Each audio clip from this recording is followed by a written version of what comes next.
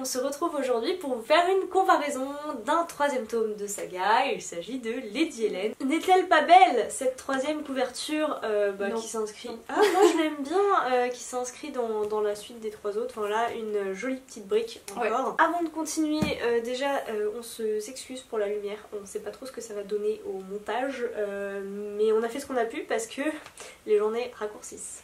Vraiment beaucoup trop, c'est complètement infaisable de tourner en hiver et je pense que ça va être cette luminosité quasiment pour toutes les vidéos d'hiver, hein, parce que même quand on filme le week-end, on a à peine le temps de faire une vidéo que ça y est, il fait à nouveau hyper sombre tout de suite. Comme d'habitude, on a très envie de discuter avec vous dans les commentaires, donc n'hésitez pas à nous dire si vous avez lu cette saga, si vous avez lu juste le tome 1, le tome 2, ce que vous en avez pensé, voilà, si vous avez lu le tome 3, c'est encore mieux, dites-nous ce que vous avez pensé de ce final, et dites-nous si vous êtes d'accord ou pas avec ce qu'on dit. Et du coup, en fait, en y pensant, si vous n'avez pas lu le deuxième tome ni le premier, ça ne sert à rien d'aller plus loin, déjà parce que vous allez rien comprendre à ce qu'on va vous dire, et ensuite parce qu'il y a des risques de spoil. Autant on va pas trop spoiler le troisième tome, genre voire pas du tout, c'est le but quand même, autant on peut rien garantir par rapport aux deux tomes précédents, parce que sinon ça n'a pas de lien. Surtout que je me souviens plus trop du tome 1 ou du tome 2, donc on risque de spoiler sans le savoir au final. Voilà, donc vous êtes mis en garde et on peut commencer. Ce que je retiens au global de ce troisième tome, c'est que j'ai un avis beaucoup moins mitigé que le deuxième. Oui. Je me souviens que le deuxième, j'avais été je vais pas dire déçue parce que c'était une bonne lecture, mais je m'étais fait la réflexion, c'était moins nouveau, c'était moins... C'était plus lent, très lent. Plus lent. Même si moi j'ai bien aimé quand même, hein, mais c'est vrai que c'est une narration très lente. Oui, parce qu'on était passé du premier tome qui était presque un coup de cœur, en fait, voire même un coup de cœur, je pense, pour moi, je ne sais plus trop, au deuxième tome qui était un petit peu en dessous. En ce qui concerne le troisième tome, j'ai préféré par rapport au tome 2, je trouve que c'est une belle conclusion. La plume est toujours là, les décors, les costumes, l'époque, on y est toujours et ça fait toujours plaisir. Du coup, tant qu'on est dans la comparaison tome 2 et tome 3, le tome 2 il y avait un personnage qui était devenu très agaçant, donc notamment Selburne, et dans ce tome 3 il était moins, enfin disons qu'il y avait des explications. Pour moi l'auteur est arrivé à me faire comprendre pourquoi j'ai pas du tout supporté Selburne dans le tome 2 et donc tout s'explique. Et donc ça adoucit un petit peu l'amertume que j'avais eue dans le tome 2, puisque voilà, c'était pour une raison et au final du coup c'était bien fait puisque l'écrivaine a voulu nous faire détester Selburne et voilà, et on sait pourquoi maintenant. Moi je suis moins convaincue par cette explication. Si vous voulez, dans le deuxième tome, effectivement moi j'avais plus aimé Carlston que Selburne, alors que c'était peut-être un peu l'inverse dans le tome 1. Là, je pense pas que l'explication finale qu'on ait soit suffisante. Dans le tome 2, j'avais eu un gros problème qui était qu'on avait greffé un élément à l'histoire qui sortait de nulle part, on n'en avait jamais entendu parler et d'un seul coup, pouf pouf, on greffe un truc et ça fait tout le scénario. Et ben, j'ai trouvé que c'était un peu pareil dans ce tome-ci, et c'est en lien du coup avec les personnages et ça m'a un petit peu embêtée. Voilà, je trouve qu'il y a des trucs qui tombent un peu comme un cheveu sur la soupe. Quand c'est pas bien amené, moi ça me fatigue et je pense pas en fait voilà que l'explication vienne de là. Pour moi c'est pas suffisant. Forcément ce sera un petit peu nébuleux ce qu'on va vous dire aujourd'hui. Sinon si on reste un petit peu dans le concret, il y a toujours Selburne et Carlston, ça ne s'arrête pas, avec Lady Helen au milieu et un personnage qui a réapparu dans le deuxième tome je crois, qui est la femme de Carlston. Donc forcément, si vous voulez, on a toujours ce triangle amoureux entre Lady Helen qui doit faire un choix qu'elle a déjà fait en fait, puisqu'elle a choisi de se marier, enfin elle est fiancée à Selburne, donc cette balance en fait entre voilà, le devoir ou l'amour, l'engagement ou la passion, l'honneur ou le péché. Et moi c'est quelque chose qui m'a beaucoup plu. Même si ça peut peut-être tourner un petit peu en rond pour certains lecteurs, je comprendrai, mais moi c'est un équilibre qui m'a beaucoup plu. Il y a un petit truc autour de cette romance qui m'a déplu. C'est pas que dû à la romance, c'est ok, c'est un fait d'époque. La femme doit obéir à son tuteur, son père, son plus proche parent ou son mari ou son fiancé. Mais donc du coup c'est très présent dans ce roman là. Je peux tout à fait comprendre, enfin c'est l'époque, c'est les mœurs de l'époque, etc. Ça me dérange pas. Mais par contre ce qui me dérange c'est qu'on tourne en boucle autour de ça. À chaque action que fait Lady Helen, on lui dit non mais t'as pas le droit de faire ça, enfin il veut pas que tu fasses ça, tu dois pas le faire, tu dois lui obéir, nanana. Et ça c'est ça tout le temps. Et ça commence à me casser les pieds. ça m'a un petit peu saoulée dans on va dire la première moitié du roman. C'était beaucoup ça et ça devenait vraiment très chiant. Moi c'est quelque chose que j'ai apprécié. Disons que ça rajoute une embûche, on va dire, au scénario. Ça rajoute mais bon, ça fait une tout le temps la même difficulté embûche pour Lady Hélène. Alors oui, mais en même temps, pour moi c'est tellement un fait d'époque que ça m'a pas dérangé, tu vois.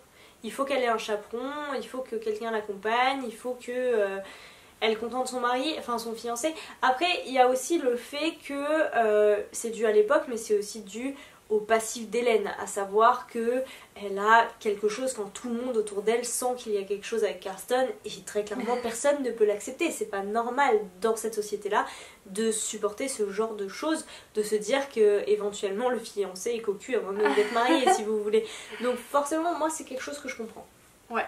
Bah moi c'était ce côté répétition vraiment qui m'a dérangée. J'ai trouvé que dans ce troisième tome il y avait un peu plus de drame que dans le deuxième. Il y a des personnages qui disparaissent. Hein.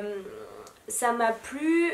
J'ai trouvé qu'il y avait des intrigues un petit peu sur les côtés. Oui, c'est vrai, c'est bien. Donc voilà, c'est bien d'avoir mis des petits trucs des petites fioritures un petit peu pour étoffer l'histoire. Moi j'ai bien aimé ça. En ce qui concerne les drames, par contre je suis passée à côté de la partie émotionnelle du truc, parce que je pense que l'explication c'est que j'ai lu le tome 2 il y a longtemps, à sa sortie, et donc ça fait trop loin en fait, tout simplement. Entre temps on a lu d'autres choses. Et on n'est plus attaché au personnage. Voilà, tout à fait. Voilà, pareil, j'ai rien à redire là-dessus. Cela dit, le scénario se tient. Voilà, je me suis pas ennuyée. Il se tient, je sais pas. Enfin, moi j'ai un gros problème avec la magie présente dans l'histoire, et il y a des moments, j'ai l'impression qu'il y a des incohérences tellement ça part dans tous les sens. Après, j'arrive pas à mettre le doigt sur l'incohérence pour la citer exactement, mais j'avais l'impression que tout ne tenait pas la route. En fait, j'ai eu énormément de mal à visualiser la magie. C'est une magie qui ne fait aucun sens pour moi. Il y a beaucoup trop d'éléments. Et bon bah pareil, comme le tome 2 était très lointain, il y a certaines explications, même s'il y a un petit résumé au début qui fait vraiment pas de mal, hein. Très court, bien fait, ça fait pas de mal. Et bah c'était pas suffisant pour que je réintègre toutes les notions de la magie, c'était un peu trop complexe et mal imagé, mal décrit en fait. Il y a peut-être des meilleures descriptions, ça m'aurait plus parlé, j'aurais pu tout imaginer, tout visualiser, et là j'y arrivais pas. C'est vrai que c'était compliqué, cela dit je pense pas qu'il y ait vraiment des incohérences. Non, je pense pas non plus. J'y arrive pas à vraiment saisir, mais il y a quand même des trucs, à mon avis, tout ne colle pas parfaitement. Alors moi j'ai bien aimé la démarche de Hélène, Carston, comprendre l'équilibre qu'il y a entre les deux, ce fameux lien qui a été créé dans le deuxième tome. C'est une partie que j'ai bien aimée.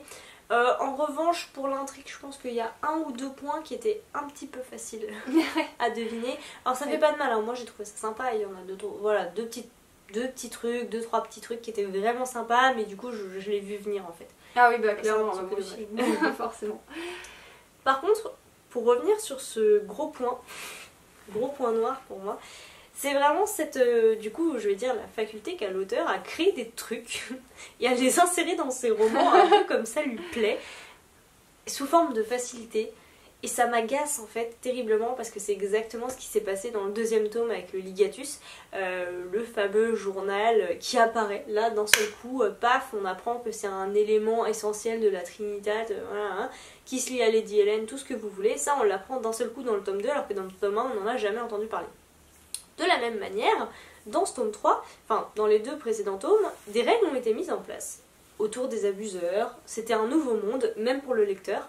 Donc en fait, Lady Hélène a appris des choses qui étaient très très claires pour moi. Et là d'un seul coup, l'auteur décide que ah ouais mais non, en fait les règles ne s'appliquent plus. Mais genre vraiment parce que ça l'arrange pour le scénario, j'ai trouvé. Enfin, c'était plus facile comme ça en fait, ça passait mieux, c'était plus facile, il y avait plus de suspense, la solution était plus dure à trouver. Bah ouais, puisqu'il n'y a pas de lien logique en fait. Voilà, et ça m'a un petit peu agacée, j'ai trouvé que c'était trop facile comme solution et qu'elle aurait pu faire mieux, tout simplement. Parce que finalement, il n'y avait pas besoin d'utiliser cette facilité. Je pense qu'avec le monde qu'elle a créé, il n'y avait pas besoin de se dire « Ah ouais, non, en fait, j'ai fait trop compliqué, il faut que je simplifie un petit peu les choses. » Voilà. Je suis d'accord, après, ça m'a pas choqué, enfin, ça m'a pas dérangé autant. Par contre, ce qui m'a dérangé, c'est les facilités prises avec la romance. Autant elle est hyper alambiquée, il y a plein d'embûches qui viennent se mettre sur le chemin, et à un moment donné, je me suis dit waouh, mais oui, mais c'est vraiment bien, c'est hyper tordu, hyper compliqué, ils s'en sortiront jamais. Et le final, le final est tout gentil, tout se dénoue hyper facilement sans qu'ils aient besoin de faire grand chose au final, tout se dénoue de lui-même. Et ça, c'est un Hélène peu n'est pas dommage. dans une position de choix. Ouais. Et moi, c'est ce que j'aime dans les romances. Enfin, c'est ce qu'on aime dans les romances. Enfin, c'est ce que je vous expliquais avec la balance de tout à l'heure, c'est de se dire, mais est-ce qu'elle va plutôt choisir le déshonneur et la passion, ou est-ce qu'elle va rester dans sa petite dans sa petite vie de fille bien rangée, ce qui était finalement le concept même du premier tome, en fait, de savoir si elle s'émancipe ou pas. Et du coup, pour moi, c'était vraiment la clé de savoir comment allait se résoudre cette romance. Et non, on nous coupe complètement l'herbe sous le pied. Et donc, effectivement, moi, j'ai tendance à dire trop facile. Trop facile. La fin de ce roman est trop facile. Et pourtant... Après, je l'aime bien quand même à la fin. Oui, ça la fin est bien. Alors, mais moi, voilà. vous savez que c'est pas le type de fin que j'aime. Voilà. C'est trop simple. Mais en termes de finale, en termes d'explication, en termes de mise en place, oui, je dis oui. Voilà. Si on accepte... si on met de côté l'élément dont je vous ai parlé un petit peu plus tôt, ceux qui ont lu comprendront.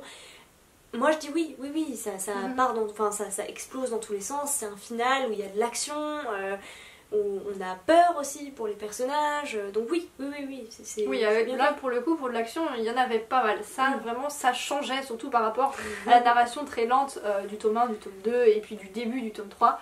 Vraiment, le final est explosif, clairement. En gros, ce que je retiens de ce roman, c'est très bonne lecture, manque d'indices pour guider le lecteur à la solution. Voilà, je suis pas trop d'accord parce que comme c'était trop facile. On devine des choses facilement. Oui, mais c'était ça pour moi le problème, c'est que d'un coup il y avait des trucs très sympas qu'on devinait trop vite et d'autres trucs qui tombaient paf comme ça sans explication comme un gros pavé dans la mare. Donc pour moi c'est ce côté-là qui manque un petit peu d'équilibre. Ouais, peut-être.